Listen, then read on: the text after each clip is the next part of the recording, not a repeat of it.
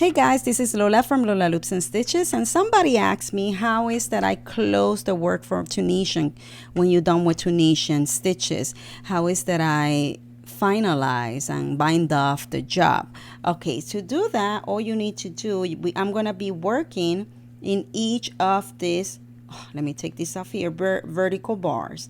These vertical bars, I'm going to work on them by making slip stitches. Traditionally, you make slip stitches, but there are patterns that ask you to do single crochet stitches. So you always want to read the pattern and do whatever the pattern is asking you to do.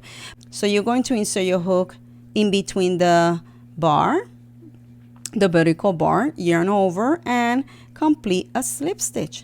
This is how easy it's done.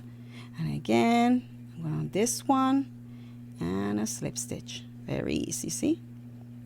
Super simple, guys, and it looks clean and nice.